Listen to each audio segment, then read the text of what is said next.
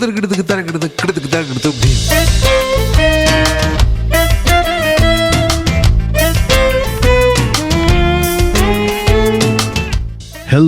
and welcome to the History of Bangalore. I am Ramjee Chandran with episode 121 of season 3. In the last episode, Cornwallis had closed the pincer around Srirangapatna and Tipu had sued for peace. With the enemy's guns already trained on his capital, the fighting was over, and now the hard work began, turning a request for terms into an actual treaty, and that was still ahead. In this episode, we watched that work getting done. But before I do that, first a word of thanks to my sponsors, the Prestige Group, for their corporate support. It's because of them that I'm able to do this podcast. Building cities one landmark at a time, they transform dreams into reality. You can be a part of the future. Simply add prestige to your life. Charles Cornwallis had his victory. What he did not have in the last week of February 1792 was proof of it. A verbal agreement to negotiate is not a treaty. An 18th century army simply can't take the word of a defeated army. So the two sides moved as fast as the protocols of the age allowed them to put something binding on paper. And by that measure, they managed it fairly quickly. Even on the night of the 23rd of February, which was barely a day after Tipu's last assault on Abercrombie, they had hammered out the preliminary articles of peace. That was the skeleton of everything that would follow. The territory that Mysore would surrender, the amount of indemnity that Mysore would have to pay the British, and as security, until all that payment was made, the requirement that two of Tipu's sons had to be handed over while the terms were worked out. Now that clause about the sons being handed over has a whole story attached to it, a considerable one, and it deserves its own telling rather than a paragraph buried in this episode. So I'll come back to it in full next episode. But for now, just consider the business of the hostages, that only 3 days after the articles of the treaty were signed, that clause was not merely ink on paper, but it became two little children on elephants, riding out of their father's capital into a territory and into a host they knew nothing about. What concerns us today, though, is everything else in those terms, the part that was about power and the part about the price of losing a war. When we think of the Treaty of Seringapatam, we think of the British versus Tipu Sultan, and we often forget that at the negotiating table sat two other parties who were instrumental in causing the defeat of Tipu at Srirangapatna, the Marathas and Hyderabad.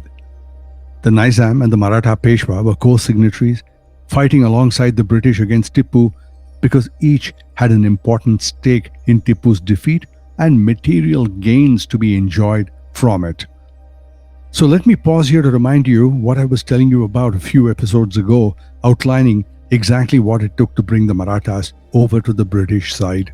How Charles Mallet's long, patient campaign at Pune, working the Maratha court against Tipu's ambassadors who very nearly could have won that argument themselves.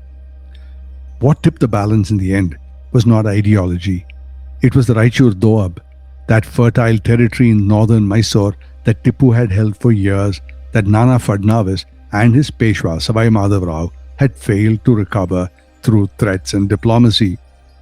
So the British offer had been simple: commit us 10,000 cavalry and we will get you back the Raichur Doab when this is over. The benefit to the Nizam of Hyderabad, Ali Khan, or Asaf Jah II as he was better known, that calculation was little less precise, more fuzzy, but no less steeped in self-interest. Asaf Jah's concern was a long-standing anxiety that Hyderabad had about Mysore on the southern border pushing upwards. And add to that, Hyderabad's long effort to always be on the winning side of a war rather than on the losing side. Over so many episodes, we have seen how the Nizam of Hyderabad had flipped and flopped between the British and Mysore. Today, both allies came to the negotiating table at Srirangapatna with a bill that they intended to collect.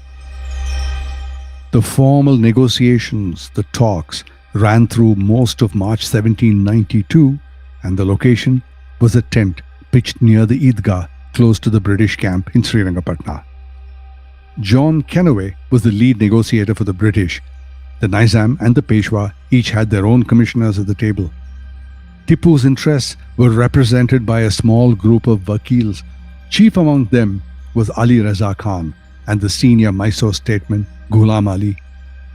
The entire proceedings of Seringapatam are recorded extensively in a document later published under the title Abstract of Conferences between the Commissioners and the Honourable East India Company, the Nizam and the Peshwa on the one part, and those of the Tipu Sultan on the other, to negotiate the Treaty of Seringapatam 1792.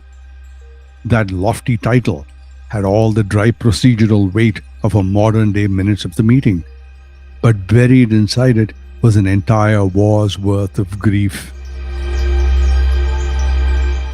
The terms of Seringapatam, when they were finally settled, were pretty severe, and as I mentioned in a previous episode, this was the settlement that killed the glory that was once the invincible kingdom of Mysore, a kingdom ready to be counted as one of the major countries of the world. Tipu Sultan was forced to cede roughly half his kingdom.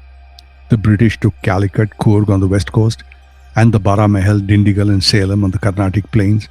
Hyderabad took Kadapa and a small share of the Raichur Doab, and the Marathas took the rest of it, the entire belt described by all the borders bordering their own frontier, and of course the bulk of the Raichur Doab, which they now controlled. On top of it, Tipu Sultan was asked to pay a little over 3 crores in bullion, not jewels nor goods, but only in gold coins and gold ingots, plus a further 30 lakhs, which was described with the sort of bureaucratic delicacy that every era of statecraft seems to manage, and they called it Darbar expenses. In effect, it was a bill for the war that had just been fought against Tipu. He was going to pay for that. All prisoners taken since the days of Hyder Ali were to be released on both sides without further condition. Read quickly, that's a list. Read really, it isn't just a list. Every name on it cost something very, very specific, and one of them would cost more than the rest combined. And that's where I'll go after a short commercial break, and I'll be back to talk about more of the treaty right after this.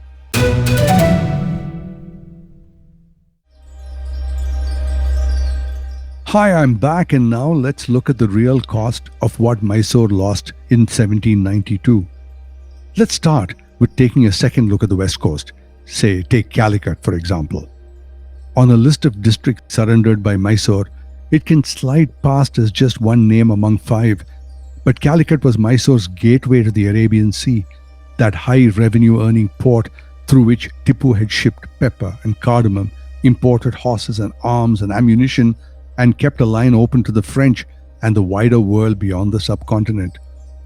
Losing the Malabar coast didn't just make the Mysore kingdom smaller, it made it landlocked. It cut it away from sea trade that had funded the very army that it had just lost a war with.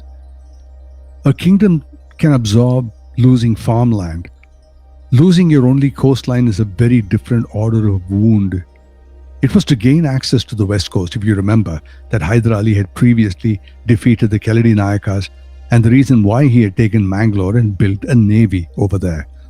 And the same reason is why Tipu attacked Travancore when they threatened Cochin, a Mysore protectorate, and a passage to the commercial seaports that lay at Calicut and other places.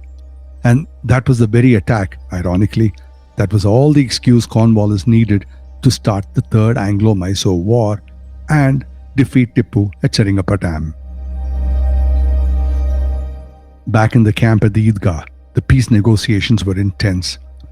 Some of the discussions while the agreement was being negotiated are interesting, and they provide us not only with a window to how legal agreements and diplomatic treaties were hammered out back in the day, but also the effect of how cultural differences between the East and the West affected these proceedings. Let's take a look at a few. For example, one clause that very nearly broke the whole negotiation was Coorg.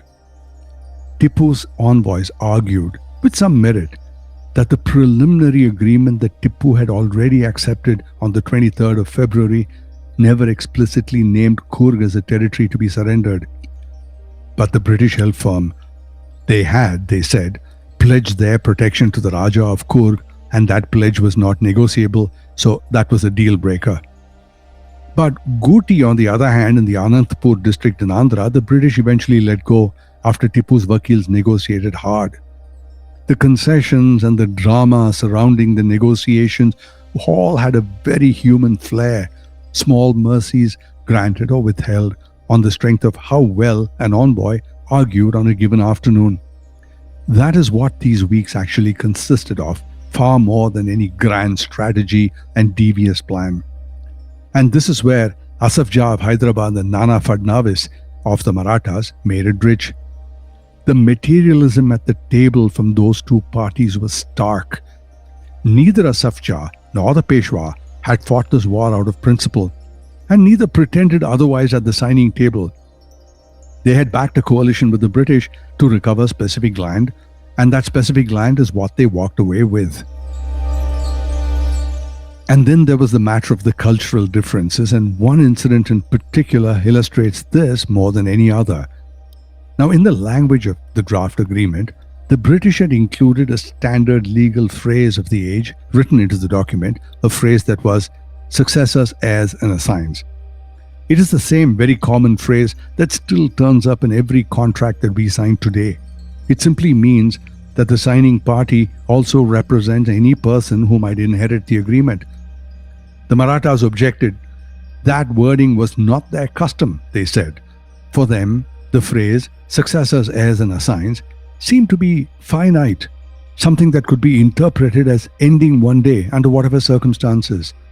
In its place, they wanted it written that the treaty should hold as long as the sun, moon, and stars endure. Now, this sun, moon, and stars reference is very commonly found on inscriptions, especially medieval inscriptions right across the Deccan, which is what we are concerned about in our instance. But there is no evidence that these promises of eternity were ever honored in the face of some immediate material gain. So here were two civilizations describing the same promise in languages neither fully trusted the other to keep, and finding in the end that they did not need to agree on the words, but they only needed to agree on the outcome. The nature of a good negotiator is one who understands the need for a good relationship, and both Kenaway in the British side and Tipu's Vakils seem to have understood that something beyond paperwork was happening in that tent. Eyewitness accounts describe a working relationship between Kenaway and Ali Reza Khan that went beyond formal courtesy. Late night conferences, early morning crises, each man softening the blows that he had to deliver with something close to genuine regret and respect. When Ali Reza had to carry bad news to the British from Tipu Sultan, he apologized for the inconvenience of what he was about to say. And whenever Kenaway had to issue an ultimatum, he prefaced it with regret of his own. Neither man had the power to change what his side demanded, but both, it seems, wanted the other to know that any demand would cost them dearly too. From all the descriptions that were written about the time, you would get the impression of the Mysore and British representatives negotiating with each other in the finest manner of gentlemen interested in an honorable outcome. By one source, the Treaty of Seringapatam was settled on the 17th of March, 1792. Cornwallis's own correspondence dates the actual signing and sealing to the following day, the 18th of March. A postscript to one of the letters that he wrote notes the document this instant signed, which is that date, and records it as signed and sealed in camp, all referring to the 18th. So anyway, it was one of those 2 days. The British and the Mysore commissioners stayed in camp for another 4 days, and it's only when everything was signed and sealed, when the negotiations were done, that they left the negotiation tent upon the Eedgah, and that was on the 22nd. After that date, not one district that Mysore signed away in that tent was ever recovered by them ever again. Not Malabar, not Coorg, not Baramahal, Tindigal or Salem. The 7 years that passed between this treaty and Tipu's killing in 1799 are sometimes told as a story of recovery. Tipu rebuilding, rearming, reaching out to the French. Yes, he rebuilt an army and yes, he tried to reach the French, but he never really regained any of his previous status, certainly not his coastline. And once the ink on the Treaty of Seringapatam was dry, once the tents had been pulled up and the diplomatic camps dismantled, and once the negotiators had ridden off in their different directions, what they left behind was a treasury liable for over 3 crore rupees and a Mysore that had been reduced by half.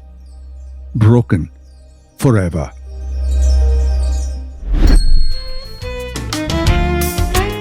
In the next episode, more about how the Treaty of Seringapatam was handled and the very human story of how Tipu's sons were handed over as hostages to Cornwallis. And that's coming up next. I am Ramjee Chandran and this is the history of Bangalore.